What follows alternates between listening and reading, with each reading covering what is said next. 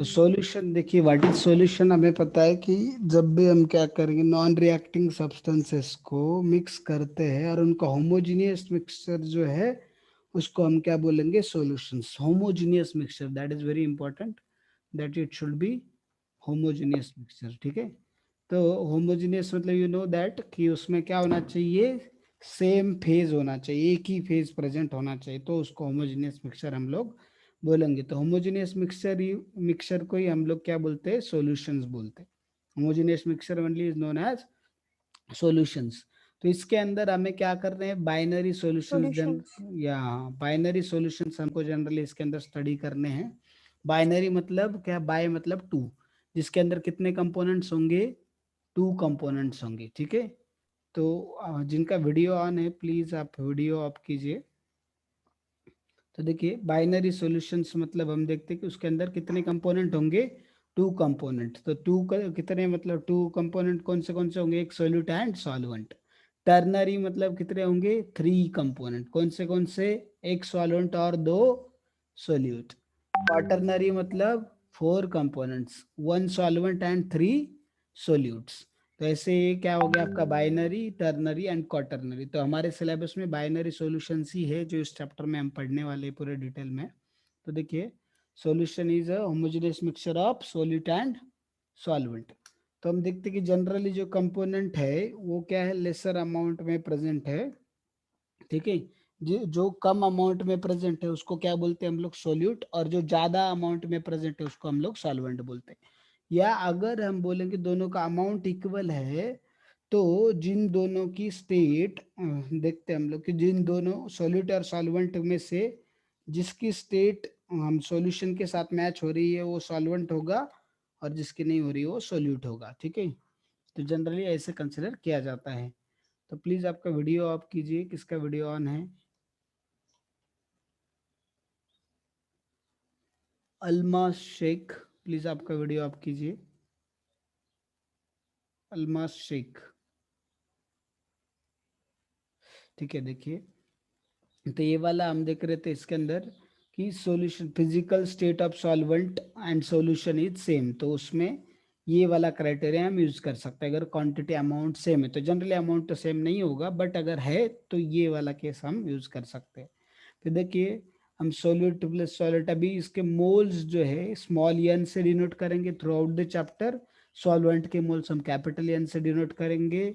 मास जो है सोलिड का स्मॉल डब्ल्यू इन ग्राम से डिनोट करेंगे, और ये मास सॉल्वेंट का हम कैपिटल डब्ल्यू से डिनोट करेंगे। मोलार मास हम लोग सोल्यूट का स्मॉल एम से डिनोट करेंगे, और इसका क्या करेंगे हम लोग, सॉल्वेंट का कैपिटल एम से डिनोट करेंगे। ठीक है, तो इस तरीके से मोल फ्रैक्शन उसका स्काई बी, सोल्यूट के लिए जनरली हम बी यूज करेंगे, सफिक्स जो है बी, तो सोल्यूट। ठीक है, जस्ट मिनट में उनको बता देता कि आई हैव स्टार्टेड मीटिंग।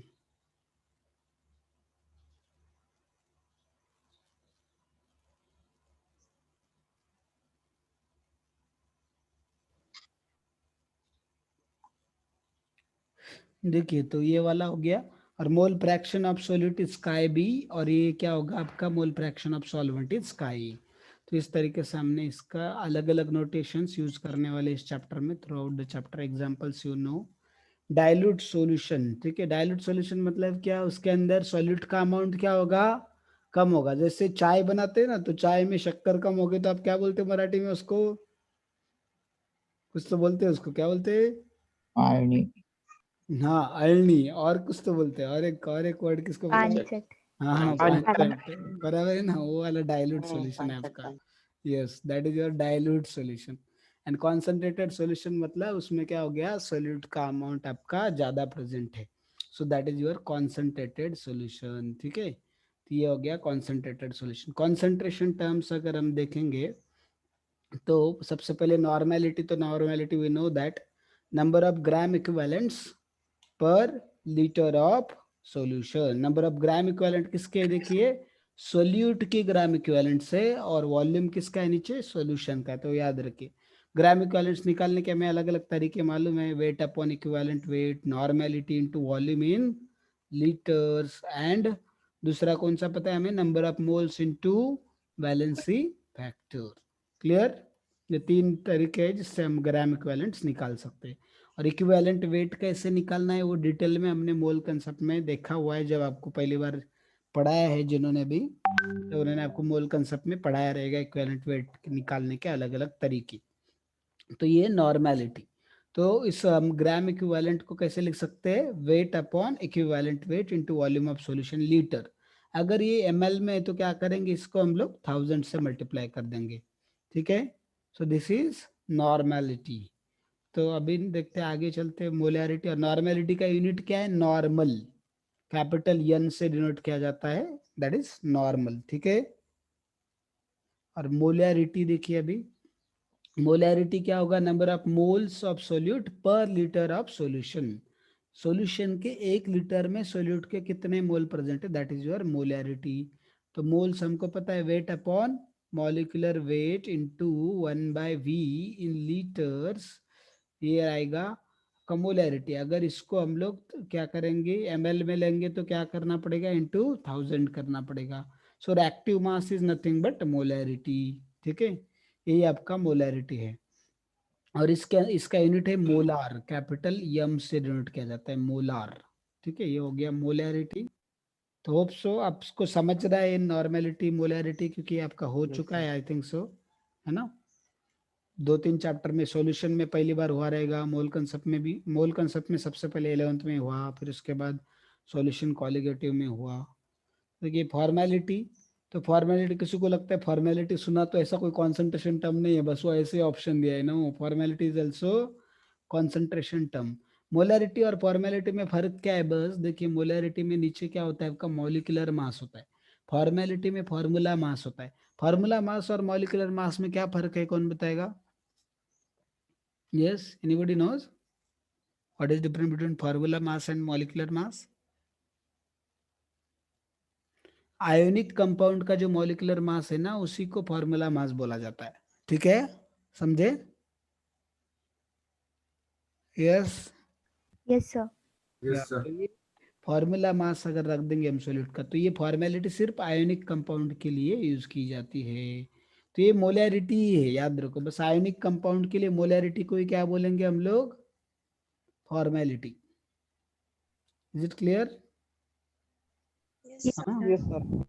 या तो ये हो गया मोले आयनिक कंपाउंड्स के लिए हम लोग मोलैरिटी को ही फॉर्मेलिटी बोलेंगे। फिर मोलैलिटी आ गया हमारा। तो मोलैलिटी क्या है, number of moles of solute पर केजी ऑफ सॉल्वेंट, ठीक है, पर केजी ऑफ सॉल्वेंट। याद रखिए, ऊपर सोल्यूट है, नीचे सॉल्वेंट है, पर केजी मतलब 1 किलोग्राम सॉल्वेंट के अंदर कितने मोल्स है सोल्यूट के, उसको क्या बोलेंगे हम लोग, मोलैलिटी।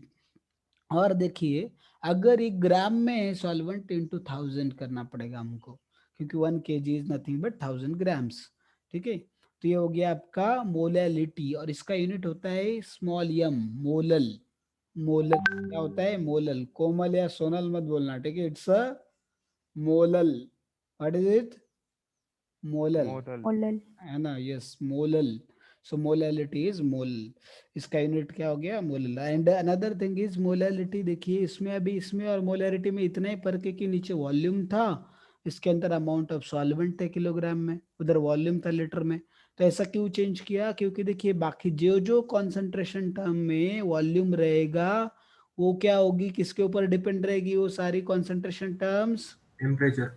टेम्परेचर के ऊपर है। यस, तो सुबह आपने कुछ कंसंट्रेशन मेजर करके निकाला और दोपहर को चेंज हो गया, रात को कुछ अलग आ गया, ठीक है ना, तो वो परेशान हो जाएंगे, उसको यूज करने को बहुत मुश्किल आएगी, दिक्कत आएगी हमें। तो इसलिए मोलैलिटी जो है, देखिए वॉल्यूम उसके अंदर है ही नहीं, वॉल्यूम के ऊपर डिपेंड ही नहीं है। तो इसलिए क्या होगा, तो वॉल्यूम के ऊपर डिपेंड नहीं है, तो फिर ये टेम्परेचर के ऊपर भी डिपेंड नहीं होगा। टेम्परेचर के साथ ऐसा है क्या, आप आपका सुबह कुछ मास अलग रहता है, दोपहर को कुछ और हो जाता है, शाम को कुछ अलग होता है, ऐसा है क्या, टेम्परेचर के साथ आपका मास बढ़ जाता है क्या।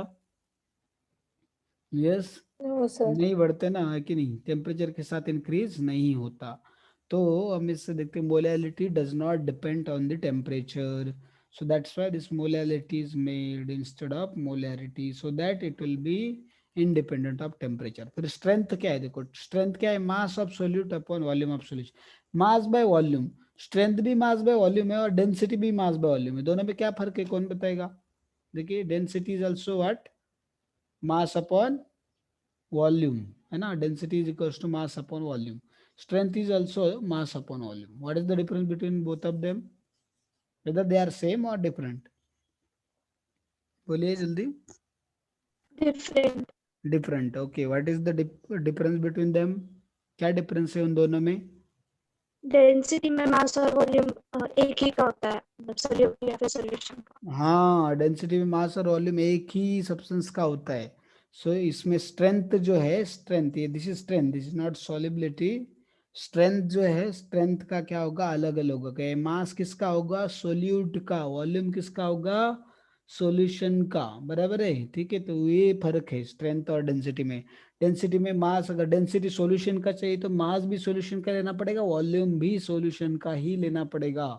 So remember this fact, that is the difference between strength and density. तो देखिए स्ट्रेंथ में क्या हो गया, मास of solute in grams upon volume of solution in litre. Density में क्या रहेगा आपका, मास of solution in grams upon volume of solution in litres. तो इसको कैसे मेजर कर सकते हैं हम लोग, ग्राम पर लीटर. तो इसको देखिए, अभी ये मास को मोलार मास से अगर मैंने डिवाइड कर लिया तो इसको देखिए ऐसे, मोलार मास को मोलार मास से डिवाइड एंड मल्टीप्लाई कर दिया, तो ये जो क्वांटिटी है ये किसका वैल्यू हो गया, इतना क्वांटिटी किसका वैल्यू हो गया, वो मोलैरिटी. मोलैरिटी. इसलिए क्या आ गया, molarity into molar mass is nothing but your strength in gram per litre. और इसी को अगर मैंने मोलार मास की जगह इक्विवेलेंट मास से मल्टीप्लाई एंड डिवाइड कर दिया, तो ये जो वैल्यू है किसका होगा, वैल्यू इतना, नॉर्मलिटी का. नॉर्मेलिटी. या इसलिए क्या आ जाएगा, ये normality of solution into equivalent mass of the solute. So this is the relationship between molarity, normality, strength. We have seen those relationships. I will go ahead to concentration in terms of percentage. तो percent देखिए, इस percent को अगर इसको 100 से multiply नहीं किया तो यही फ्रैक्शन बन जाता है, ठीक है. तो मास फ्रैक्शन मतलब क्या, it is ratio of mass of solute in gram to the mass of solution in gram, that is your mass fraction. और इसको अगर 100 से मल्टीप्लाई किया तो वही बन जाता है मास परसेंट, या परसेंट बाय मास, ठीक है. समझ में आया, या परसेंट बाय वेट भी बोला जाता है उसको. तो इसका मतलब क्या है, परसेंट बाय मास या परसेंटेज बाय वेट, मतलब 100 ग्राम सॉल्यूशन के अंदर कितना ग्राम सोल्यूट प्रेजेंट है, ठीक है, वो इसका मीनिंग होता है. तो ये याद रखिए, 100 ग्राम सॉल्यूशन के अंदर कितना ग्राम सोल्यूट प्रेजेंट है, वो कैसे पता चल जाएगा आपको, परसेंटेज बाय मास और परसेंटेज बाय वेट, ठीक है. ये कब यूज कर सकते हैं, जब दोनों जनरली क्या होंगे, दोनों क्या सॉलिड हो सकते हैं, तभी हम जनरली इसको यूज किया जा सकता है, ठीक है. दोनों सॉलिड होंगे मिक्सचर के अंदर, आपका सॉल्यूट एंड सॉल्वेंट, तो इसको यूज कर सकते हैं हम लोग परसेंट बाय मास. बट अगर दोनों हम देखते कि इसमें दोनों गैस है या दोनों लिक्विड है, तो उस केस में क्या यूज कर सकते हैं हम लोग, कि कितना वॉल्यूम सोल्यूट का प्रेजेंट है 100 ml ऑफ सॉल्यूशन के अंदर, तो परसेंटेज बाय वॉल्यूम आ गया हो, ठीक है. और फ्रैक्शन चाहिए तो volume of solute upon volume of solution कर दो, that will give you volume fraction. Is it clear guys, fraction को हम 100 से मल्टीप्लाई करेंगे तो क्या बन जाएगा, वो परसेंटेज. या तो 100 ml ऑफ सॉल्यूशन के अंदर कितना ml प्रेजेंट है सोल्यूट का, that is nothing but your percent by volume. तो ये रिलेशनशिप आपको समझना बहुत जरूरी है, क्योंकि ये आपको न्यूमेरिकल्स में यूज करते आता है. फॉर्मूले तो हमारे याद होते हैं, रट्टा होते हैं, बट हमको यूज नहीं करते थे क्योंकि हमको उसका मीनिंग ही नहीं समझता. वो 100 ml में कितना है वो बताया जाता है. तो अगर आपको बोला गया है कि 30% bye volume, percent by volume अगर बोला, तो इसका मतलब 30 ml सोल्यूट प्रेजेंट है किसमें, 100 ml ऑफ सॉल्यूशन. फिर उससे आपको क्या निकालना होता है, बाकी सारी मोलैरिटी फॉर्मेलिटी सब उससे ही निकालना होता है. देन ये यूज करके बस वो दिया जाता है आपको, ठीक है, परसेंट बाय मास या percent by volume. Percentage by, percentage mass by volume क्या होगा, देखिए कब यूज करेंगे हम लोग, अगर सोल्यूट क्या होगा, सॉलिड होगा, और आपका जो हम देखते हैं सॉल्वेंट जनरली लिक्विड होगा, तो इसको यूज किया जाएगा, ठीक है. तो मास of solute in gram per unit पर ml ऑफ सॉल्यूशन. तो फिर इसको क्या करेंगे हम लोग, देखिए कि 100 ml सॉल्यूशन में कितने ग्राम प्रेजेंट है किसके, सोल्यूट की, that is your percentage by mass, sorry percentage mass by volume, ठीक है. या परसेंटेज वेट बाय वॉल्यूम या मास बाय वॉल्यूम बोल सकते हैं आप, और इसी 100 को निकाल देंगे तो ये फ्रैक्शन हो जाएगा। Is it clear? समझ में आ रहा है सबको इतना? Yes sir. या पार्ट्स पर मिलियन देखिए, पीपीएम, पार्ट्स पर मिलियन, मिलियन मतलब कितना, 10⁶, ठीक है, मिलियन मीन्स 10⁶। तो जैसे ये 100 में कितने पार्ट, 100 में कितना था, इसलिए 100 से मल्टीप्लाई किया। अभी मिलियन में कितना चाहिए तो किससे मल्टीप्लाई करेंगे, मिलियन से 10⁶ से मिलियन मल्टीप्लाई करेंगे। क्लियर? यस। देखो 100 या 100 में कितना चाहिए, उसके लिए 100 से मल्टीप्लाई किया था, तो मिलियन में चाहिए तो मिलियन से मल्टीप्लाई किया हमने 10⁶ से। सो देखिए अभी mass of solid upon mass of solution into 10⁶ parts पर मिलियन, तो ये बहुत छोटा सा कॉन्सेंट्रेशन टर्म है, बहुत ही माइन्यूट कॉन्सेंट्रेशन टर्म है। तो ये किसके लिए यूज करते हैं, जनरली हम देखते हैं कि एयर पोल्यूशन में पोल्यूटेंट का अमाउंट कितना है, उसके बाद वाटर के अंदर कोई जो इम्प्योरिटी या सॉल्ट प्रेजेंट है उसका कितना अमाउंट है, क्योंकि वो बहुत एकदम माइन्यूट क्वांटिटी में प्रेजेंट होता है। तो बाकी कोई कॉन्सेंट्रेशन टर्म अगर हम यूज करेंगे तो ऑलमोस्ट उसका कॉन्सेंट्रेशन कितना आ जाएगा, 0 आ जाएगा ऑलमोस्ट। तो फिर वो हमें पता ही नहीं लगेगा कि एग्जैक्ट कितना है, इसलिए फिर ये यूज किया जाता है। ठीक है, तो देखिए hardness of water, air pollution, इनको मेजर करने के लिए पीपीएम यूज करते हैं। तो पीपीएम भी 3 टाइप के हैं। ठीक है, जैसे कि दोनों सॉलिड है तो फिर mass of solid upon mass of solution in gram into 10⁶, ppm by volume, दोनों वॉल्यूम सॉलिड का वॉल्यूम अपन सॉल्यूशन का वॉल्यूम एमएल में into 10⁶, ppm weight by volume mass of solute in gram upon volume of solution in ml into 10⁶. Is it clear? समझ में आया सबको इतना? Yes sir. Yes sir. चलिए आगे चलते हैं अभी हम लोग। पीपीएम की तरह ही हमारा आगे क्या आएगी, मोल फ्रैक्शन। तो मोल फ्रैक्शन आपको सबको पता है। तो बाइनरी सॉल्यूशन देखने वाले तो उसमें मोल फ्रैक्शन क्या होगा, मोल fraction of solute and solvent निकालना पड़ेगा। तो मोल फ्रैक्शन मतलब टोटल मोल के कंपैरिजन में इसके मोल कितने हैं। ठीक है, that is your mole fraction. Total mole में ये पर्टिकुलर कंपोनेंट का कितना कंट्रीब्यूशन है वो हमें किससे पता चलता है, मोल फ्रैक्शन से पता चलता है। तो देखिए moles of solute upon total mole करेंगे, that will be mole fraction of solute which is denoted by chi B. वहां पे उन्होंने एक्स बोला है जनरली, बट मैंने जितने भी रेफरेंस में देखा है उसको स्काई बी से डिनोट करते हैं। और mole fraction of solvent is chi A. ठीक है, जो कि मोल्स ऑफ सॉल्वेंट अपॉन क्या होगा, टोटल मोल। तो chi A plus chi B is equal to 1 provided that solution is binary solution. Ternary के लिए क्या होगा, chi A plus chi B plus chi C is equal to 1। Quaternary के लिए और ज्यादा होगा। ठीक है, समझ में आ रहा है सबको? यस। तो कभी कभी आपको परसेंटेज मोल फ्रैक्शन दिया रहता है, परसेंटेज मोल फ्रैक्शन। तो जो भी वैल्यू दी ना आपको उसको 100 से डिवाइड करोगे तो आपको मोल फ्रैक्शन मिलेगा। या अगर आपको परसेंटेज मोल फ्रैक्शन कैलकुलेट करने के लिए बोला है तो मोल फ्रैक्शन निकालो और उसको 100 से मल्टीप्लाई कर दो, that will give you percentage mole fraction. समझ में आ रहा है सबको? कभी कभी ये एग्जाम में दिया जाता है, हमको लगता है अरे ऐसा तो टर्म हमने कभी सुना नहीं, percentage mole fraction. So this is the thing, इसके ऊपर न्यूमेरिकल पूछते हैं। जैसे को समझेगा, बट अगर मैं बता रहा हूँ ताकि आपको जल्दी क्लिक हो सके इसलिए समझेगा, बट आपको टाइम लगे। बट अगर पहले से ही सुना है तो फिर तुरंत समझ सकते हैं हम लोग, इसलिए मैं बता रहा। तो देखिए अभी relation between molarity and normality. तो molarity into molar mass of solute is strength and normality into equivalent mass of solute is strength again. तो एलएचएस से हमें तो आरएचएस क्या होना चाहिए, सेम होना चाहिए, बराबर है? यस। Yes sir. यस। इसलिए क्या होगा, normality is equal to molarity into molar mass upon equivalent mass. But equivalent mass क्या होता है, molar mass upon valency factor. या तो वैलेंसी फैक्टर ऊपर गया इधर और ये मोलर मास कैंसिल हो गया, तो हमारा क्या आ गया, normality is equals to molarity into valency factor. So that is your normality, relationship between normality and molarity. Clear? Yes guys. Yes sir. या तो याद रखिए। इसके बाद relation between molality and mole fraction. तो मोलैलिटी एंड मोल फ्रैक्शन में देखिए क्या रिलेशनशिप है, mole fraction of solute upon 1 minus mole fraction of solute is equal to molality into, एक इसका मॉलिक्यूलर मास है, ए कम ए है इसका सफिक्स, इसका मतलब किसका मॉलिक्यूलर मास है बोलिए, वो सॉल्वेंट। सॉल्वेंट का, या करेक्ट, सॉल्वेंट का मॉलिक्यूलर मास अपॉन 1000, तो mole fraction of solute upon 1 minus mole fraction of solute into mole is equals to molality into mole fraction molecular mass of solvent upon 1000। तो हमें पता है mole fraction अगर बहुत dilute solution है तो इसको निग्लेक्ट किया जा सकता है, ठीक है, हर एक के लिए निग्लेक्ट नहीं कर सकते।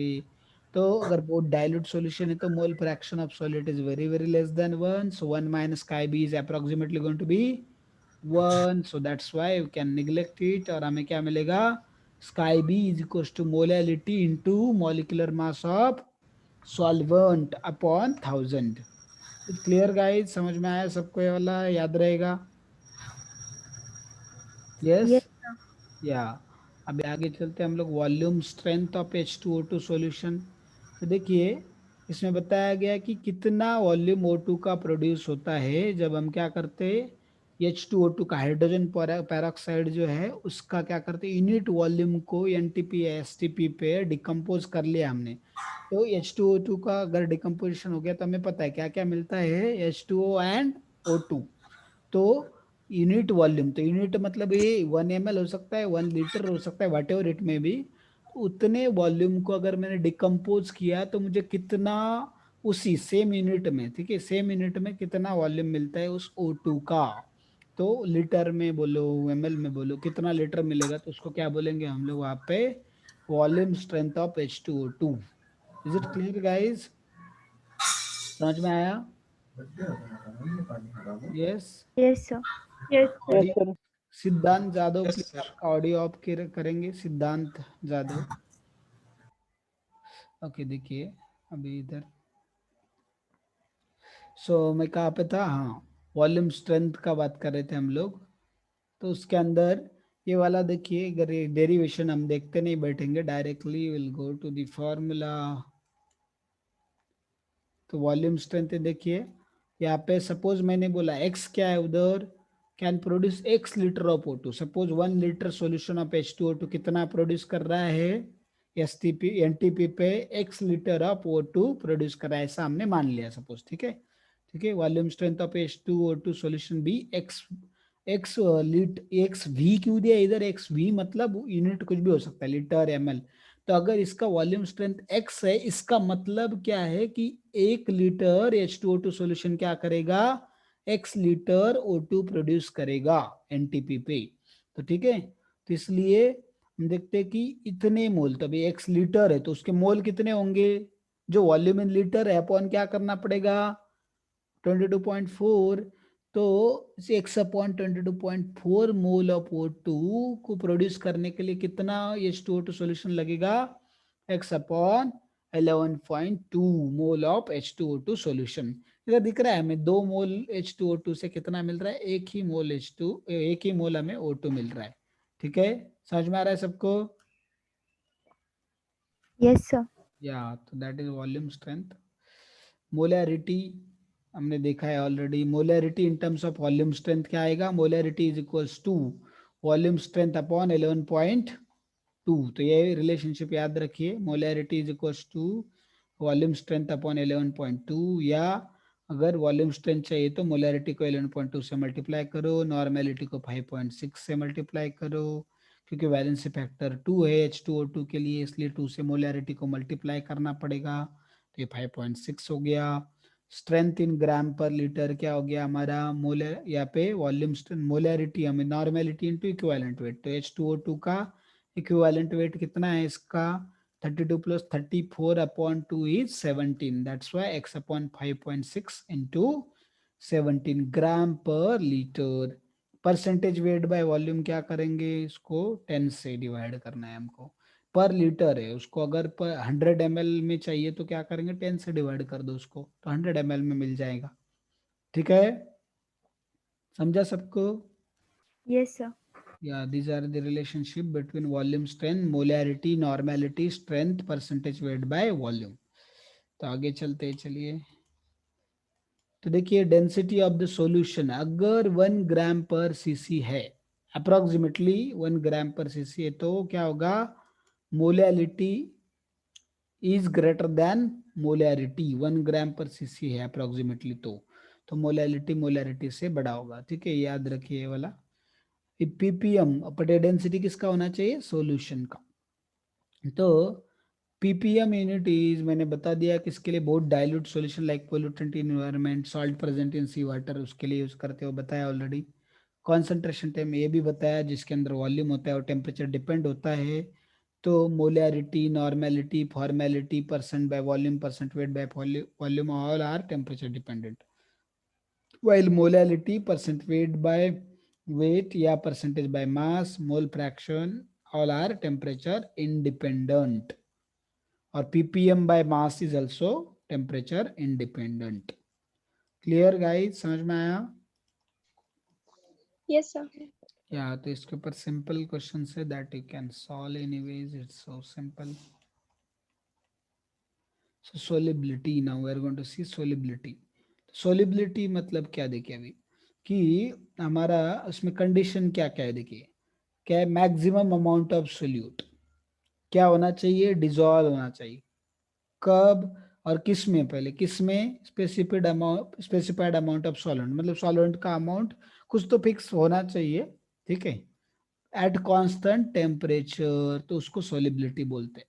तो सॉल्वेंट का अमाउंट इट में बी फिर 1 kg, इट में बी 1 लीटर, वट एवर 1 ग्राम, जो भी रहेगा, कुछ एक specified fix amount of solvent में एक फिक्स टेम्परेचर पे जितना मैक्सिमम अमाउंट ऑफ सोल्यूट उसमें डिजॉल्व हो सकता है। ठीक है, तो जब तक वो सॉल्यूशन सैचुरेटेड नहीं होता तब तक डालते रहो, तो जितना डाल सकते हो मैक्सिमम उसमें सैचुरेट करने के लिए सॉल्यूशन को, तो वो जो क्वांटिटी रहेगा उसको क्या बोलेंगे हम लोग? सोलिबिलिटी, उस सॉल्वेंट का उस टेम्परेचर पे उतने सॉल्वेंट के अमाउंट के लिए। Is it clear guys? समझा? Yes, sir. या तो सॉलिबिलिटी देखिए, सॉलिबिलिटी किसके ऊपर डिपेंड होती है? नेचर ऑफ सोल्यूट पहला, एंड सॉल्वेंट, और सबसे इंपॉर्टेंट टेम्परेचर एंड प्रेशर। तो हम देखेंगे एक एक factor. Solubility of solid in liquid, solid in liquid का सॉलिबिलिटी क्या होगा, देखिए तो पोलर सॉलिड होगा तो पोलर सोल्यूबल पोलर सॉल्वेंट में डिजोल्व होगा, मतलब like dissolves like, simple, like dissolves like. तो पोलर में ज्यादा डिजोल्व होगा, सॉलिड भी पोलर है, सॉल्वेंट भी पोलर है। और नॉन पोलर सॉलिड है तो वो नॉन पोलर सॉल्वेंट में आसानी से डिजोल्व होगा।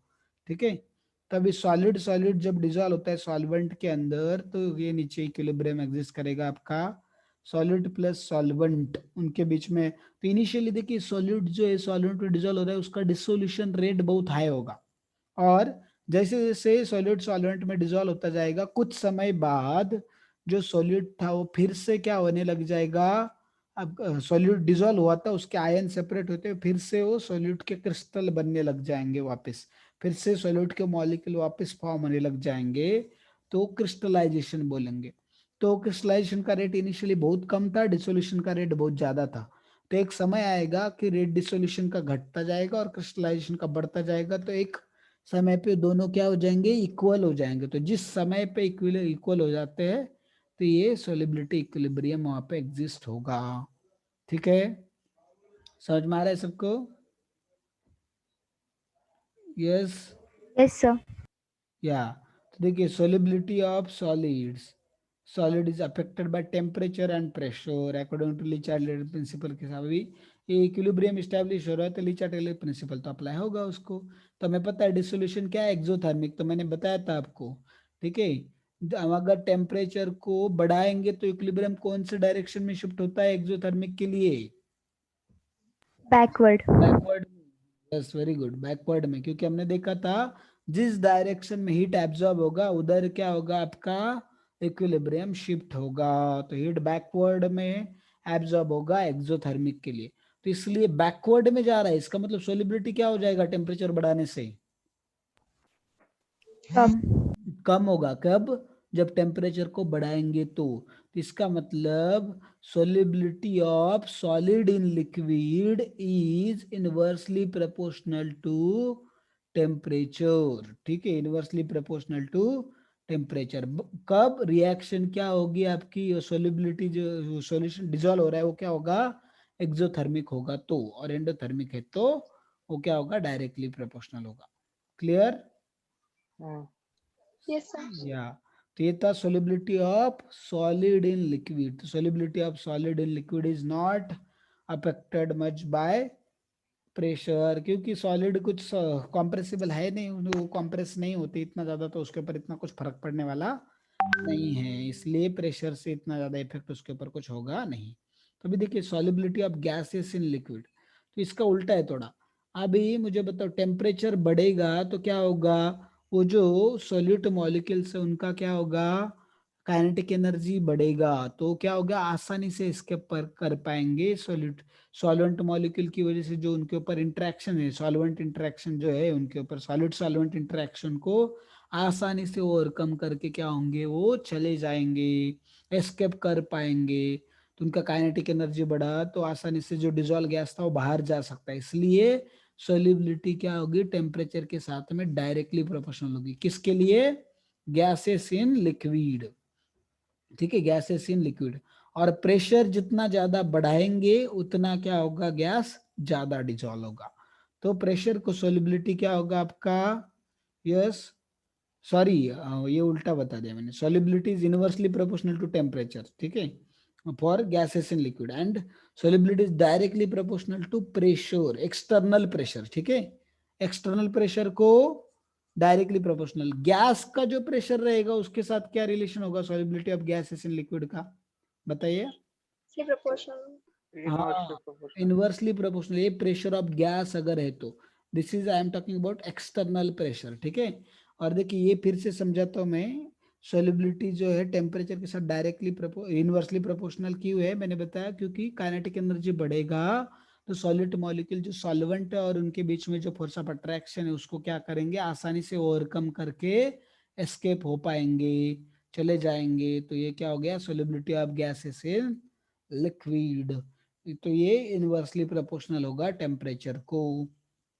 तो और प्रेशर को डायरेक्ट, एक्सटर्नल प्रेशर को डायरेक्टली प्रोपोर्शनल, गैस के प्रेशर को इनवर्सली प्रोपोर्शनल. ठीक है, समझा सबको. Yes sir. Yeah so this is all about solubility of gases in liquid. तभी आगे चलते हैं हम लोग, हेनरीज लॉ. तो हेनरीज लॉ के हिसाब से क्या है कि कांस्टेंट टेम्परेचर पे सोल्यूबिलिटी जो है गैस का वो क्या होगा आपका, solubility of gas in liquid is directly proportional to partial pressure of the gas present above the surface of liquid और सॉल्यूशन. तो पार्शियल प्रेशर का डेफिनेशन कौन बताए, या वेपर प्रेशर का डेफिनेशन कौन बताएगा, vapour pressure. What is vapour pressure, what is difference between vapor pressure and generally normal pressure of the gas, can anyone tell me. Yes, pressure of gas Pressure में और exerted by the vapor on the solution, surface of the solution. pressure exerted by the vapors on the surface of the solution. Okay, surface of the solution or whatever solvent you can say. तो वो हो गया pressure of vapour pressure बोल रहे हैं. फिर बोलिए pressure of gas का डेफिनेशन क्या है, अगर वो वेपर प्रेशर का डेफिनेशन है तो फिर प्रेशर ऑफ गैस का डेफिनेशन क्या है. ये दोनों सेम है कि अलग अलग है, vapour pressure and pressure of gas, पहले तो वो बताइए. अलग. अलग अलग है, यस बोलिए क्या डिफरेंस है उन दोनों में फिर. यस, बॉइलिंग पॉइंट पे होता है. क्या बॉइलिंग पॉइंट पे क्या होता है, यस करेक्ट बोलो, यार करेक्ट. बॉइलिंग पॉइंट पे लगता है. कौन होता है बॉइलिंग पॉइंट पे इन दोनों में से, प्रेशर ऑफ गैस या vapour pressure. Vapour pressure. Vapour pressure. Vapour pressure. तो बॉइलिंग पॉइंट पे ऐसा क्या खासियत होता है, क्या वो स्पेशलिटी. प्रेशर और गैस का प्रेशर एक होता है. हाँ ये, ओ yes that is also correct. और क्या स्पेशलिटी होता है बॉइलिंग पॉइंट पे, कौन बताएगा. बॉइलिंग पॉइंट पे आपका इक्विलिब्रियम एग्जिस्ट करता है, क्या एग्जिस्ट करता है उधर, इक्विलिब्रियम एग्जिस्ट करता है बॉइलिंग पॉइंट पे. तो बॉइलिंग पॉइंट पे हम देखते हैं कि pressure exerted by the vapors of liquid on its surface at equilibrium is called as vapour pressure. और प्रेशर ऑफ गैस मतलब सिर्फ उसके वो जो खुद गैस है उसने कितना प्रेशर एग्जर्ट किया है, ठीक है, सरफेस के ऊपर या कंटेनर के वॉल के ऊपर, that is your pressure of that particular gas. Wall of the container पे उसने टकरा के कितना प्रेशर एग्जिट कर रहा है, that is your pressure of gas. तो दोनों में डिफरेंस है, ठीक है। तो यहाँ पे हम पार्शियल प्रेशर की बात कर रहे हैं गैस के, उस जो लिक्विड सॉल्यूशन के सरफेस के ऊपर होगा, ठीक है। मोल फ्रैक्शन ऑफ द, तो देखिए पार्शियल प्रेशर किसके ऊपर डिपेंड है, हमने देखा partial pressure is of A is equals to mole fraction of A into total pressure. तो total pressure is going to remain constant, ठीक है। तो फिर अभी मोल फ्रैक्शन के ऊपर डिपेंड है, और मोल फ्रैक्शन ऑफ ए किसके ऊपर डिपेंड है बताइए, mole fraction of A moles of A के ऊपर डिपेंड है, बराबर है। Yes sir. या तो इसका मतलब हम बोल सकते हैं कि जितने मोल उस कंपोनेंट के ज्यादा होंगे उतना उसका मोल फ्रैक्शन ज्यादा होगा, तो उतना उसका पार्शियल प्रेशर क्या होगा, ज्यादा होगा, तो उतना, ठीक है, समझ में आ रहा है। तो उसका सोल्युबिलिटी भी उतना क्या होगा, फिर ज्यादा होगा। Clear, is it clear guys, समझ में आ रहा है, समझ में आ रहा है कि नहीं। Yes, sir. आ रहा है। यस, तो कुछ नहीं समझा तो Yes, sir. पूछिए। देखिए, तो mole fraction of gas in the solution is proportional to the partial pressure of the gas और the solution. Okay, mole fraction directly proportional to partial pressure मैंने बता दिया आपको। Partial pressure of the gas in vapour phase is proportional to the mole fraction of the gas in the solution. This is most common definition. तो ये वाला partial pressure of gas is directly proportional to mole fraction of the solution, ठीक है।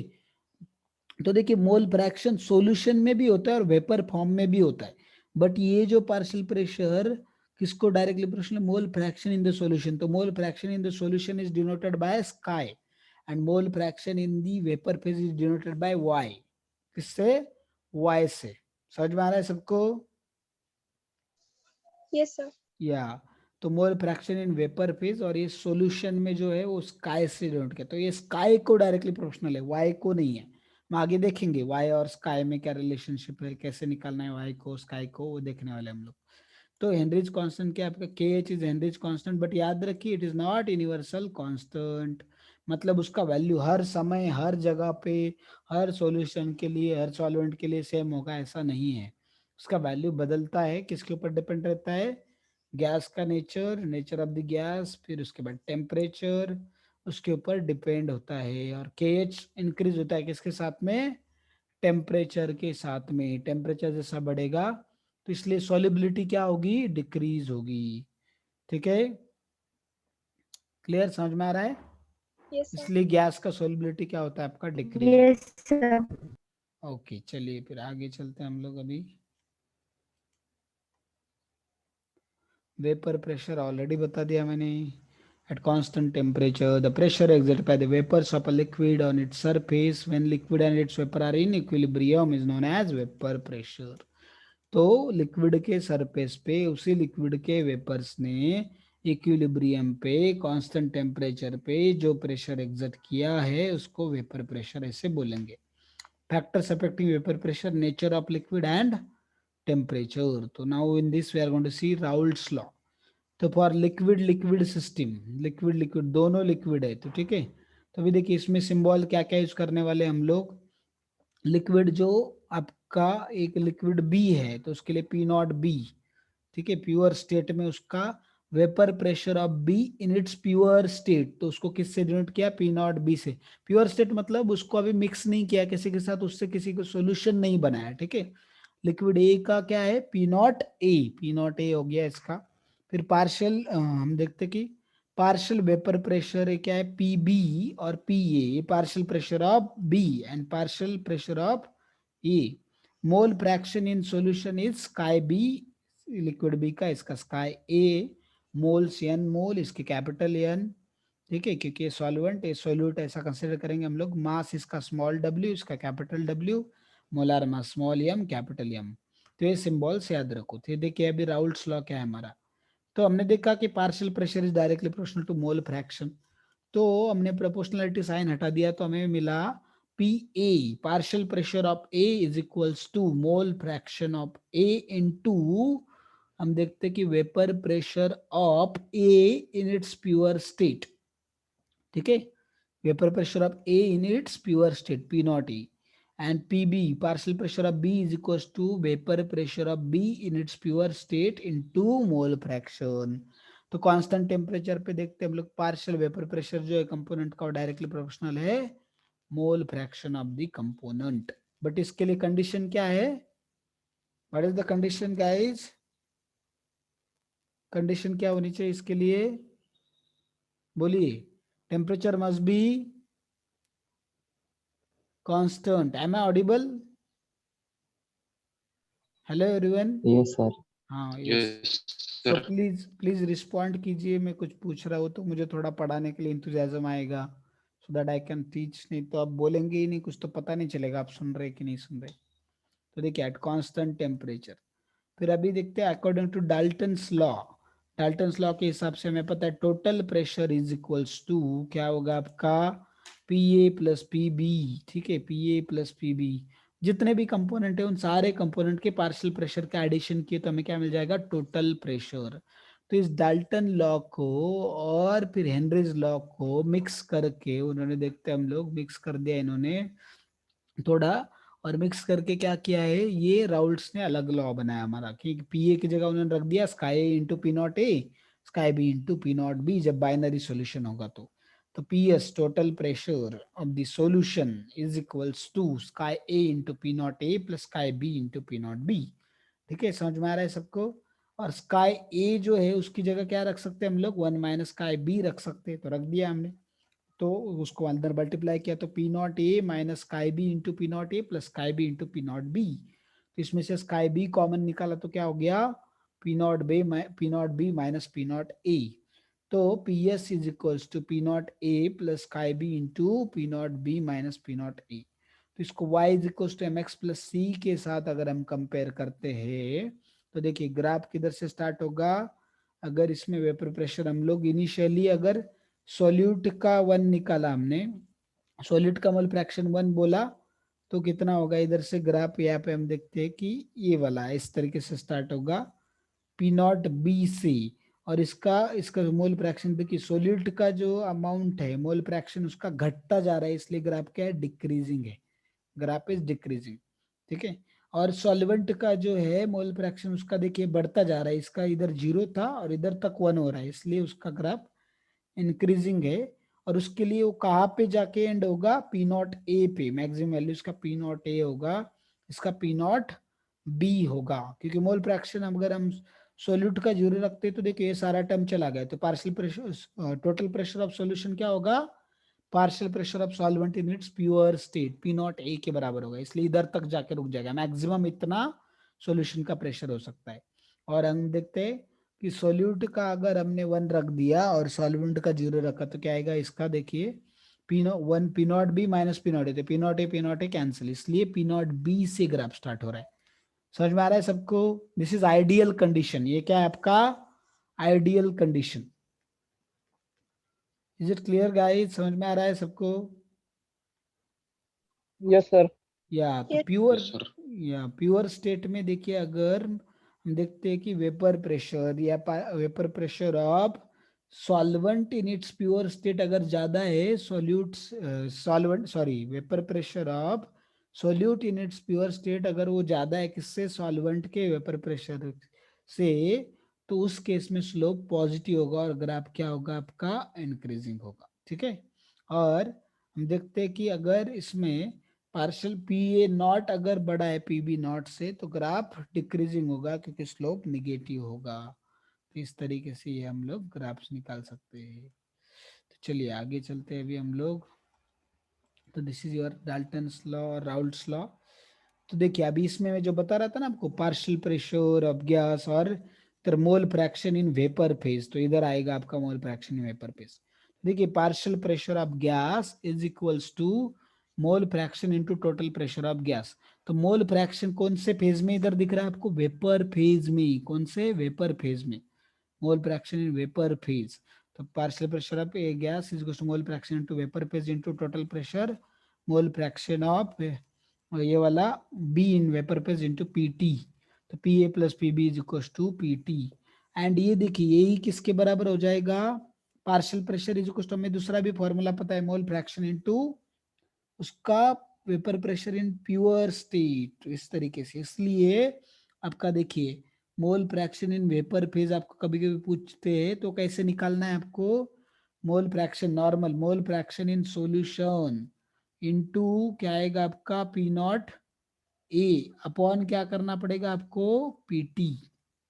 Is it clear guys? समझ में आ Yes, रहा है sir. सबको? या इस तरीके से हम लोग क्या कर सकते हैं, उसको निकाल सकते हैं, इसको एक्स का A into P naught A upon P T, that is mole fraction of A in its vapour phase. तो ये हो गया वाई ए। तो वाई ए आपको कभी पूछा तो आपको निकालते आना चाहिए। तो इसके ऊपर जनरली क्वेश्चन पूछे जा चुके हैं हर एक एग्जाम में, तो ये इंपॉर्टेंट टॉपिक है ये मोल फ्रैक्शन, और बहुत सिंपल क्वेश्चंस होते हैं, इसके कुछ भी डिफिकल्ट नहीं होते, very simple questions are there.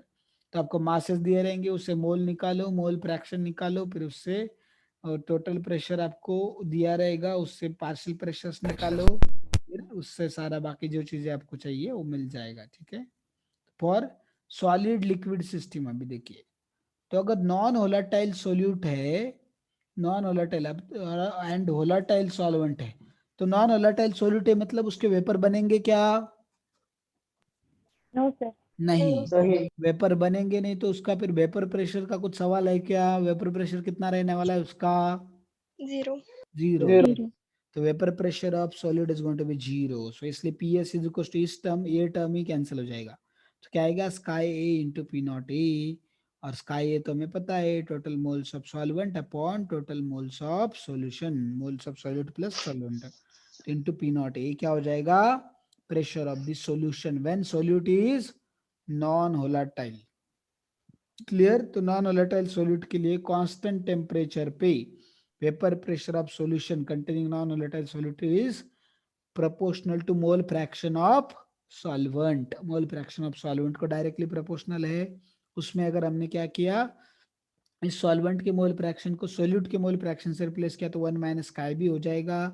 इसको P naught A minus chi B into P naught A कर लिया, तो P S is equal to ये आ गया हमारा। फिर हमने chi B into P naught A को इस साइड लेके गए, पी नॉट ए और पी एस को इधर लेके आ गए, तो P naught A minus P S हो गया। इस पी नॉट ए को उधर लेके गए तो डिवाइड में चला गया, तो P naught A minus P S upon P naught A is equal to chi B. So remember this formula. इसका मतलब क्या है देखिए, कि नॉन वोलेटाइल सोल्यूट अगर मैंने सरफेस पे ऐड कर दिया लिक्विड में, ये लिक्विड था मेरा, तो उसके सरफेस के ऊपर अगर नॉन वोलेटाइल सोल्यूट उस सॉल्वेंट के अंदर, प्योर सॉल्वेंट के अंदर नॉन वोलेटाइल सोल्यूट ऐड किया, तो क्या होगा, कुछ पार्टिकल नॉन वोलेटाइल सोल्यूट के सरफेस पे आके बैठ जाएंगे, बराबर है?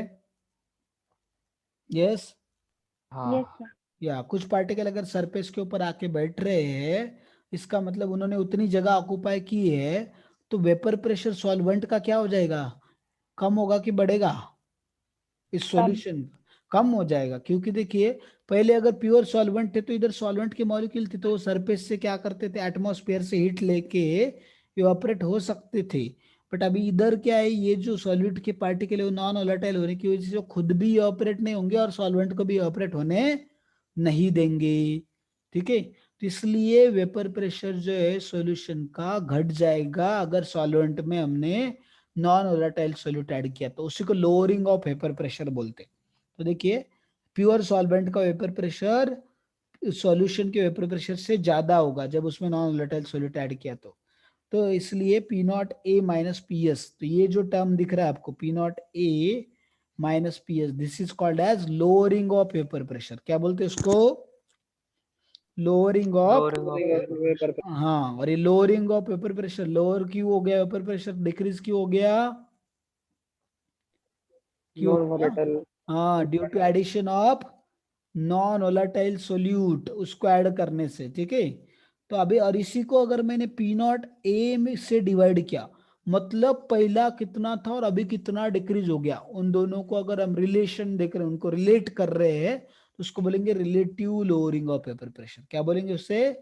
Relative lowering of vapour pressure. Is it clear guys? समझ में आ रहा है रिलेटिव लोअरिंग क्या है? तो Yes, sir. Yes sir. Vapour pressure देखा हमने, relative lowering of vapour pressure देखा, तो P naught A minus P S upon P naught A is equal to chi B. That is relative lowering of vapour pressure is equal to mole fraction of solute. तो ये भी formula हम आगे use करने वाले हैं, तो इसको हम कॉलिगेटिव जो प्रॉपर्टी देखेंगे तो हम देखने वाले, ठीक है। तो ये हमने देखा, तो ये P naught A minus P S upon P S is equal to n upon N. तो ये लोअरिंग ऑफ पेपर प्रेशर हो गया, relative lowering of vapour pressure हो गया। फिर उसको अगर सॉल्यूशन के टर्म्स में निकालेंगे वगैरह सब कर लिया, तो ये भी फॉर्मूला आप याद रखिए, P naught A minus P S upon P S is equal to n upon N. ये एन किसके है, number of moles of solute upon total moles of solvent, ठीक है। क्यों, सोल्यूट के मोल बहुत कम है ऐसा एज्यूम किया है, इसलिए क्या कर दिया, उसको निग्लेक्ट कर दिया, तो moles of solute upon solvent, ठीक है। समझ में आ रहा है सबको। तो Yes. Delta P is directly proportional to n by N. तो इस तरीके से हम लोग इसको कर सकते हैं। देखिए example, vapour pressure of pure liquid A is 40 torr at 310 Kelvin. The vapor pressure of this liquid in the solution with solid B is 32 torr. Okay, तो calculate sky A in this solution. तो कैसे हम लोग पहले, मैं पता है 32 into क्या करेंगे हम लोग, 32 is equal to chi A into 40, बराबर। स्काई इंटू क्या करना पड़ेगा हमको, 40। 32 क्या है आपका प्रेशर ऑफ द सॉल्यूशन, और ये 42 और प्योर लिक्विड का, मतलब स्काई ये वाला पी ए नॉट दिया है आपको, 40 क्या दिया है, पी ए नॉट। तो हमें पता है ना कि सोल्यूट का, नॉन वोलेटाइल सोल्यूट है तो उसका वेपर प्रेशर कितना होगा, 0। तो इसलिए सॉल्यूशन के अंदर हम देखेंगे, सॉल्यूशन के अंदर क्या होगा आपका टोटल, क्या करेंगे हम लोग, सॉल्यूशन का वेपर प्रेशर दिया है हमें, P S is equals to P naught A into chi A, ऐसा है। और स्काई भी 0 इसलिए वो टर्म आएगा ही नहीं। तो पी नॉट ए दिया है 40, ये दिया है 32, रख दिया, स्काई ए निकाल दिया तो कितना आ गया, 0.8। Clear guys. Yes, sir. या Yes, sir. तो आइडियल सॉल्यूशंस, अभी देखिए मैंने ऑलरेडी अभी बता दिया आपको आइडियल का ग्राफ। Mixture of two liquids A and B, तो सॉल्यूशन कब आइडियल बोलेंगे हम लोग, ठीक है। सॉल्यूशन को कब आइडियल बोला जाएगा देखेंगे हम लोग। देखिए, तो जब कोई भी दो सोल्यूट का, अगर जब कोई भी, सॉरी, सोल्यूट और सॉल्वेंट का, सोल्यूट और सॉल्वेंट का अगर हम देखते हैं, दोनों का मॉलिक्यूलर मास अगर ऑलमोस्ट इक्वल है, अप्रोक्सीमेटली इक्वल है, तो उस केस में क्या होगा, उन दोनों का, हम देखते कि उन दोनों को मिक्स करेंगे तो उससे क्या बनेगा आपका, ऑलमोस्ट आइडियल सॉल्यूशन बोलेगा। देखिए कोई भी दो सब्सटेंसेस का, कोई भी दो कंपाउंड का एग्जैक्ट मॉलिक्यूलर मास सेम तो नहीं हो सकता, दो अलग अलग कंपाउंड का, बराबर है ना। बट अप्रोक्सीमेटली सेम होगा तो वो भी परफेक्टली आइडियल सॉल्यूशन कोई नहीं होगा, but approximately ideal solution can be there. Okay, तो ये क्यों बोल रहा है, देखो मैं अभी इसका मीनिंग आपको समझाता हूँ, ऐसा क्यों बोला है मैंने। तो देखिए आइडियल सॉल्यूशन के लिए क्या है, A A interaction is equal to B B interaction is equal to A B interaction. अभी what do you mean by A A interaction, A interaction मतलब सोल्यूट और सॉल्वेंट में जो इंटरमोलिकुलर फोर्स है उसको क्या बोलेंगे हम लोग, ए इंटरैक्शन, मतलब solute solvent interaction. Interaction means यहाँ पे आपका इंटरमोलिकुलर फोर्स कंसीडर करो। इज इट क्लियर गाइस, समझ में आ रहा है। या Yes, sir. और बीबी इंटरैक्शन मतलब क्या, सोल्यूट सोल्यूट सोल्यूट सोल्यूट का जो इंटरमोलिकुलर फोर्स है आपस में जिससे बाउंड थे, वो हो गया B B interaction, that is solute solute interaction. और ए बी मतलब क्या हो गया, सॉल्यूट और सॉल्वेंट में Solvent. ना, या सॉल्यूट सॉल्वेंट इंटरैक्शन। तो ये तीनों अगर इक्वल है तभी क्या हो सकता है, उस सॉल्यूशन को आइडियल सॉल्यूशन बोल सकते हैं। मतलब सॉल्यूट सॉल्यूट में जो इंटरमोलिकुलर फोर्स है वही सॉल्वेंट सॉल्वेंट में होना चाहिए, और वही सॉल्यूट सॉल्वेंट में होगा, तभी आपका क्या होगा, उस सॉल्यूशन को आइडियल सॉल्यूशन ऐसे बोला जाएगा। और ये कब पॉसिबल है, देखिए इनमें सब में इंटरमोलिकुलर फोर्स जनरली जो रहेंगे वो कौन से रहेंगे, आपके लंडन फोर्सेस रहेंगे, ठीक है। लंडन फोर्सेस या वांडरवाल फोर्सेस रहेंगे। तो वांडरवाल फोर्सेस या लंडन फोर्सेस किसके ऊपर डिपेंड होते हैं, जनरली मॉलिक्यूलर मास के ऊपर। तो इसलिए मैंने बोला जब सॉल्यूट और सॉल्वेंट का मॉलिक्यूलर मास अप्रोक्सीमेटली इक्वल होगा तभी ये तीनों कंडीशन फुलफिल होना पॉसिबल है, नहीं तो ये तीनों कंडीशन पॉसिबल नहीं हो सकती, ठीक है। तभी देखिए मुझे बताइए, कोई भी दो सब्सटेंसेस का अप्रोक्सीमेटली मॉलिक्यूलर मास कब इक्वल हो सकता है, कब, उसके लिए कुछ कंडीशन है, approximately equal, when it is possible, yes, when these two substances are successive members of what, बोलिए, सक्सेसिव मेंबर्स ऑफ कौन सी सीरीज, कौन सी सीरीज, ऑर्गेनिक भूल गए क्या, बोलिए, सक्सेसिव, होमोलोगस सीरीज। हाँ होमोलॉगस सीरीज, होमोलॉगस सीरीज, ठीक है, होमोलॉगस सीरीज के सक्सेसिव मेंबर अगर होंगे वो, तो हम लोग उनको क्या बोलेंगे वहां पे, तब उनका मॉलिक्यूलर मास अप्रोक्सीमेटली सेम होगा। तो होमोलॉगस सीरीज में दोनों के मॉलिक्यूलर मास में कितने का डिफरेंस होता है बच्चों, 14 यूनिट्स। 14 का, 14 यूनिट्स, क्यों, क्योंकि उनमें कितने का डिफरेंस, किसका डिफरेंस होता है, CH2 का डिफरेंस होता है बस, तो इसका 12 और इसका 2, अभी इक्वल है क्या, 14 मतलब छोटा मोटा डिफरेंस है क्या,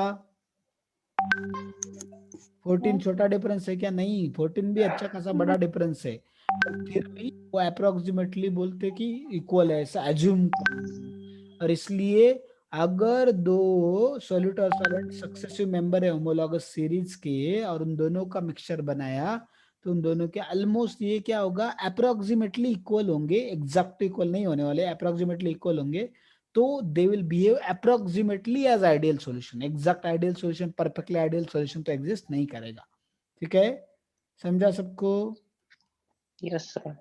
या so this is the thing. तो ये तो हमने ग्राफ ऑलरेडी देखा है हमने, ठीक है, ग्राफ देखा था हमने। तो आइडियल सॉल्यूशन मतलब क्या, देखिए partial pressure P A is equal to P naught A into chi A, P B is equal to P naught B into chi B, तो P S is equal to P A into P B. तो जो भी solutions क्या करेंगे, Raoult's law को ओबे करेंगे, उनको क्या बोलेंगे हम लोग, आइडियल सॉल्यूशन। Ideal. हाँ, राउल्ट्स लॉ क्या है आपका, P S must be equal to P A plus P B, तो ये आपका राउल्ट्स लॉ है, ठीक है। तो अभी देखिए volume of mixture must be zero, इसका मतलब ये नहीं है कि वॉल्यूम का जितना सोल्यूट अगर 10 ml है और सॉल्वेंट 10 ml है, तो उन दोनों को मिक्स करने के बाद 10 ml ही बनना चाहिए, ऐसा नहीं है। इसका मतलब क्या, अगर सोल्यूट 10 ml सॉल्वेंट 10 ml है, तो इन दोनों का जो सॉल्यूशन बनाएंगे उनका वॉल्यूम 20 ही ml होना चाहिए, 20 से कम भी नहीं, ज्यादा नहीं, तो डेल्टा वी मिक्सचर क्या होगा, जीरो। समझ में आ रहा है सबको, यस यस, Yes, sir. या, और देखिए delta H mixture must be zero, क्योंकि देखिए अभी हीट हमें देना क्यों होता है, या हीट रिलीज कब होता है, हीट देना कब पड़ेगा, जब बॉन्ड को ब्रेक करना है, ठीक है, और जब बॉन्ड बनते हैं तो हीट क्या होगी, Release. रिलीज होगी। तो इधर बॉन्ड कौन से तोड़ने और कौन से बनाने हैं, बोलिए, कौन से तोड़ने और कौन से बनाने हैं, ये वाले देखिए, सॉल्वेंट सॉल्वेंट में जो बॉन्ड है उसको ब्रेक करना है, सॉलिड सॉलिड में जो है उसको ब्रेक करना है, और सॉलिड सॉल्वेंट में बनाना है, तभी तो डिजॉल्व हो गया बोलेंगे ना हम लोग, तो उनको बनाना है। तो ये तोड़ते समय हीट एब्जॉर्ब होगा, इसमें हीट एब्जॉर्ब होगा दोनों में, ठीक है, इसमें एक्स वाई और इसमें हीट रिलीज होगा, तो नंबर ऑफ बॉन्ड्स तो इक्वल ही रहने वाले सब, जो बनने वाले टूटने वाले। तो अगर ये दोनों का x is equals to Y is equals to Z है, तो ओवरऑल जितना हीट एब्जॉर्ब हो गया उतना ही क्या हो गया रहेगा आपका, Release. रिलीज हो Release. गया रहेगा, ठीक है। तो इसलिए ओवरऑल डेल्टा एच मिक्सचर क्या होगा आपका, Zero. जीरो, एब्जॉर्ब भी नहीं होगा, इवॉल्व भी नहीं होगा, रिजल्टेंट अगर देखेंगे हम लोग तो ये आइडियल कंडीशन है। डेल्टा वी मिक्सचर जीरो क्यों है, देखिए अगर दोनों के इंटरमोलिकुलर फोर्सेस इक्वल है, जितना इंटरमोलिकुलर फोर्सेस सॉलिड सॉल्वेंट में थे और जितने सॉल्वेंट सॉल्वेंट में थे उतने ही सॉलिड सॉल्वेंट में है, तो क्या होगा कि वॉल्यूम जितना है उतना ही रहेगा ना, अगर इंटरमोलिकुलर फोर्स बढ़ गए तो वॉल्यूम क्या होगा, कम होगा, इंटरमोलिकुलर फोर्स कम हो गए तो वॉल्यूम बढ़ जाएगा, एक्सपांड होंगे, बट इसमें इंटरमोलिकुलर फोर्स बदला ही नहीं है, तो इसलिए वॉल्यूम क्या होगा, उसका चेंज होगा क्या, नहीं, वॉल्यूम जितना है उतना ही रहेगा, delta V mixture is equal to zero, मतलब सॉल्यूट सॉल्यूट और सॉल्वेंट सॉल्वेंट का जो वॉल्यूम था वो उतना ही रहेगा, delta V mixture is equal to zero. Is it clear guys, समझ में आ रहा है, Yes, sir. Yes. या, तो ये हो गया आपका आइडियल सॉल्यूशन। आइडियल सॉल्यूशन के बारे में हमने इतने कंडीशन देखे, और देखिए आइडियल सॉल्यूशन में क्या होगा, ऑब्जर्व आपका vapour pressure is equal to calculated vapour pressure, observe boiling point is equal to calculated boiling point, दोनों सेम होंगे उसके लिए, अलग अलग उसमें कुछ डिफरेंस नहीं आएगा। और देखिए एंट्रोपी क्या होगा, इन दोनों का बढ़ेगा ना, ऑब्वियस एंट्रोपी बढ़ने वाला है, क्योंकि पहले एक ही सब्सटेंस था सॉल्यूट या सॉल्वेंट, भी दोनों को मिक्स कर लिया तो डिसऑर्डरलीनेस क्या हो जाएगा उनका, बढ़ जाएगा ना। दो अलग अलग टाइप के सब्सटेंसेस मिक्स कर दिए तो डिसऑर्डरलीनेस बढ़ गया, तो इसलिए एंट्रोपी बढ़ जाएगा। तो delta S mixture should be greater than 0 and delta G less than 0। तो इन दोनों को मिक्स करेंगे तो खुद से मिक्स होने वाले हैं, उसको मिक्स करने के लिए हमें कुछ एनर्जी देना नहीं पड़ रहा है, ठीक है। तो इसलिए ये क्या होगा, स्पॉन्टेनियस होगा। तो delta G less than 0, delta S याद रखिए, ठीक है। आइडियल सॉल्यूशन के लिए delta x mixture is greater then 0, delta G is less then 0, delta H mixture is 0, and delta V mixture is also 0. A interaction must be equal to BB interaction must be equal to AB interaction. Then only ये सारे condition और Raoult's law PS is equals to PA plus PB. तो ये सारे conditions अगर fulfill होते हैं then that solution will be known as ideal solution. Clear guys, समझ में आ रहा है सबको? या सॉरी, उसका ग्राफ भी याद रखो, ये जो ग्राफ दिखाया मैंने वो आपका ग्राफ क्या हो गया आपका, that is your ideal solution का ग्राफ है। वो जो ग्राफ दिखाया मैंने आपको वो आइडियल सॉल्यूशन का ग्राफ है। चलिए फिर आगे चलते हैं हम लोग। तो example benzene and toluene ideal क्यों, क्योंकि देखिए they are successive member of homologous series, these are also same, ये भी सेम, ये भी सेम, ये भी, इसलिए उनके मॉलिक्यूलर मासेस अप्रोक्सीमेटली सेम है। दैट्स व्हाई उन दोनों को मिक्स कर दिया तो उनसे क्या बनेंगे, ऑलमोस्ट अप्रोक्सीमेटली आइडियल सॉल्यूशंस बनेंगे। क्लियर, समझ में आया इतना? हाँ सर। या तो अभी देखिए non ideal solutions, non ideal solutions, for non ideal solutions में ए इंटरेक्शन और B interaction not equal to A B interaction. मतलब जितना सॉलिड सॉलिड या सॉल्वेंट सॉल्वेंट में फोर्स ऑफ अट्रैक्शन था उतना सॉलिड सॉल्वेंट में इक्वल नहीं होगा, उससे ज्यादा होगा नहीं तो कम होगा। दो पॉसिबिलिटी है, क्या, एक तो ज्यादा नहीं तो कम। बराबर है। या तो ये वाला पार्शियल प्रेशर भी P is not equal to P naught A into chi, तो इसमें भी क्या होगा, एक तो ज्यादा नहीं तो कम। इसमें भी same, P naught B into chi भी, एक तो लेस देन और greater than. Delta H is also not equal to 0, मतलब लेस देन या ग्रेटर देन, निगेटिव होगा नहीं तो positive. Delta V mixing also not equal to 0। तो अभी देखते हैं हम लोग उसमें positive deviation from Raoult's law. Positive मतलब ज्यादा बढ़ गया, ठीक है, बढ़ा है, तो P S is greater than P A plus P B से बड़ा है पी एस, ठीक है।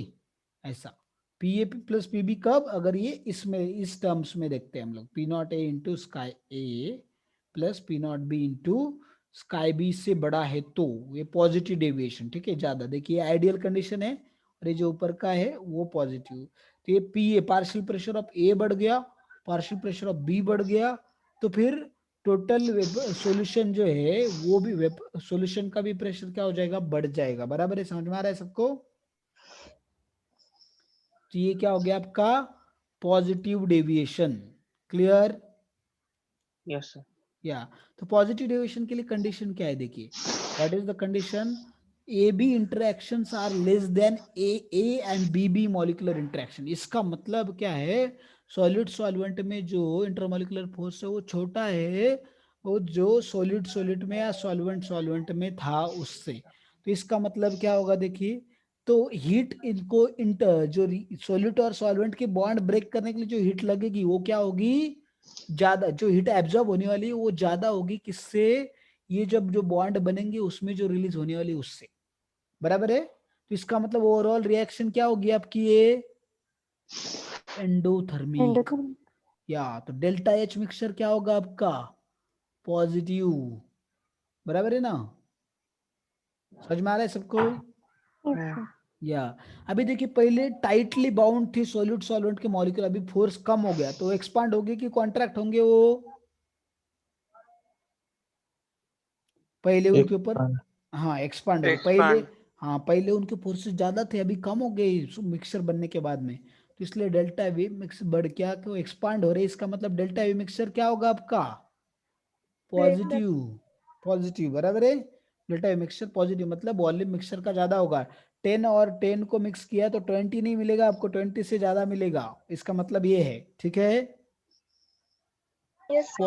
पॉजिटिव डेविएशन की जब बात कर रहे हैं हम लोग, तो डेल्टा वी मिक्सचर हो गया ये वाला, and PS will be greater than, वो तो हमने इधर लिखा ही है, तो ये भी कंडीशन देखा, ये कंडीशन देखा, ये देखा, ये वाला देखा। सो this is positive deviation from Raoult's law, non ideal का ये पहला type, positive deviation from Raoult's law. तो कौन से पॉजिटिव डेविएशन शो करते हैं, जिसमें सॉलिड सॉल्वेंट का इंटरेक्शन क्या होगा, कम है, किससे, सोल्यूट सोल्यूट या सॉल्वेंट सॉल्वेंट इंटरेक्शन से। इसका मतलब अगर सोल्यूट में या सॉल्वेंट में मिक्स करने से पहले अगर हाइड्रोजन बॉन्डिंग है, ठीक है, तो क्या होगा जनरली, और आपका सॉल्यूशन में हाइड्रोजन बॉन्डिंग नहीं है, तो जनरली ऐसे ऐसे चीजों, ऐसे केस में क्या होगा, आपका पॉजिटिव डेविएशन होगा। कंपलसरी नहीं है कंडीशन, बट अगर है तो वो उसमें क्या रहना चाहिए आपको, कंपलसरी नहीं। इसका मतलब मैं बोल रहा हूँ कि अगर सॉल्यूट में भी नहीं है, सॉल्वेंट में भी नहीं, और सॉल्यूशन में भी हाइड्रोजन बॉन्डिंग नहीं है, तो इसका मतलब वो डेविएशन दिखाएगा ही नहीं, ऐसा नहीं है, ठीक है। बट अगर हाइड्रोजन बॉन्डिंग दोनों में से किसी एक कंडीशन में भी है, तो फिर ये हम याद रख सकते हैं कि अगर सॉल्यूट में या सॉल्वेंट में किसी में तो हाइड्रोजन बॉन्डिंग है बट सॉल्यूशन में नहीं है, तो फिर वो कौन सा दिखाएगा, deviation, positive deviation from Raoult's law. But अगर सॉल्यूशन में है और सॉल्यूट सॉल्वेंट में नहीं था, तो वो कौन सा डेविएशन दिखाएगा, निगेटिव डेविएशन, याद रखिए।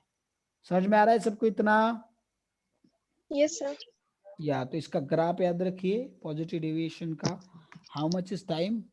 ओके 6 मिनट है, तो निगेटिव डेविएशन हो जाएगा अपना कवर अप तब तक। तो ये देखा हमने पॉजिटिव डेविएशन, उसके लिए डेल्टा एस, उसमें भी क्या हो रहा है, डिसऑर्डरलीनेस बढ़ रहा है, तो क्या होगा आपका एंट्रोपी चेंज, पॉजिटिव एंट्रोपी बढ़ेगा, डेल्टा जी निगेटिव, क्योंकि ये भी स्पॉन्टेनियस है, ठीक है। Entropy change in mixing is positive, तो इसमें ये वाला हमने देखा डेल्टा जी निगेटिव है। इथेनॉल एंड साइक्लोहेक्सेन, वो सारे हम देख रहे, ये सारे इसके एग्जाम्पल है, ethanol, cyclohexane, CCl4, benzene, benzene and acetone. नहीं तो दूसरा क्राइटेरिया क्या देखने का, अगर उन दोनों में वैन डेर वाल्स फोर्स है, तो अगर आप देखते हैं कि मॉलिक्यूलर वेट किसका ज्यादा होना चाहिए आपका, जनरली सोल्यूट का, सॉल्वेंट का, तो उस केस में भी आप देख सकते हैं कि उसमें पॉजिटिव डेविएशन होगा। चलिए नेक्स्ट देखते हैं, non ideal solution having negative deviation from Raoult's law. तो नेगेटिव मतलब अभी इसमें क्या होगा, ए बी इंटरेक्शन ज्यादा स्ट्रॉन्ग है किससे, ए या बी बी इंटरेक्शन से, तो सॉल्यूशन के बॉन्ड ज्यादा स्ट्रॉन्ग है, तो वॉल्यूम क्या हो जाएगा, वॉल्यूम कम हो जाएगा, यस। तो ये लेस देन 0 मतलब निगेटिव, यस करेक्ट। और अभी इसमें हम देख रहे हैं कि आपका डेल्टा एच क्या हो जाएगा, कि प्रोडक्ट के बॉन्ड ज्यादा स्ट्रॉन्ग है रिएक्टेंट से, इसका मतलब हीट ज्यादा रिलीज होगी, क्या एब्जॉर्ब होगी, Absorb. नहीं ना, रिलीज होगी ना, हाँ रिलीज। क्योंकि ये बॉन्ड वीक है तो तोड़ने के लिए कम एब्जॉर्ब होगी, और ये स्ट्रांग है तो ये बनते समय ज्यादा रिलीज होगी, तो इसलिए क्या होगा, ओवरऑल निगेटिव, ओवरऑल क्या आएगा, ये निगेटिव, मतलब एक्सोथर्मिक रहेगा, ठीक है, एक्सोथर्मिक। समझ में आ रहा है सबको? Yes, sir. या और पीएस जो है ये तो इधर लिखा है, P S is less than P naught A chi A plus P naught B chi B, इससे कम छोटा रहेगा। इंटरेक्शन का भी कंडीशन इधर लिखा हुआ है। सो this is your negative deviation from Raoult's law. तो ये हो गया, इसका ग्राफ देखिए, आइडियल से नीचे मतलब कम है वैल्यूज उसके, ये दिख रहा है हमको इसके तीनों के, तो that is your Raoult's law, negative deviation from Raoult's law. तो हमने देखा इसके लिए ये वाला चीजें। तो देखिए एस्केपिंग टेंडेंसी दोनों कंपोनेंट का A and B is lowered, showing lower vapour pressure than expected ideally, तो वो तो हमने देखा इसके एग्जांपल्स। तो आप दोनों के एग्जांपल लर्न कर लीजिए, पॉजिटिव डेविएशन, नेगेटिव डेविएशन और आइडियल इसके भी। एजियोट्रोपिक मिक्सचर्स क्या होते हैं, देखिए कुछ लिक्विड जिनको अगर हम मिक्स कर लिया, ठीक है, तो एजियोट्रोप बनाते हैं बाइनरी मिक्सिंग से। तो इसमें क्या होगा, देखिए उनका कंपोजिशन लिक्विड फेज और वेपर फेज में सेम होगा, ठीक है। इसका मतलब क्या है, देखिए कि फ्रैक्शनल डिस्टिलेशन से एजियोट्रोप को सेपरेट नहीं करते आता। इसका मतलब समझ में आ रहा है आपको, कि उसके जितने वेपर फॉर्म होंगे ना, वेपर उसके उतना ही वो लिक्विड स्टेट में भी होगा। इसका मतलब हम उसको वेपर उसको ये नहीं कर सकते कि सेपरेट नहीं कर सकते, फ्रैक्शनल डिस्टिलेशन बार बार करके दो कंपोनेंट को सेपरेट नहीं किया जा सकता। अभी ठीक है, मैं फिर से समझाता हूँ, ये नहीं समझा शायद आपको। देखिए ए एंड बी है, ए और बी को मैंने दोनों को मिक्स कर दिया, वोलेटाइल लिक्विड है, दोनों को मिक्स कर दिया, तो ए का जितना वेपर फेज में उसका मोल फ्रैक्शन होगा उतना ही वेपर फेज में बी का होगा।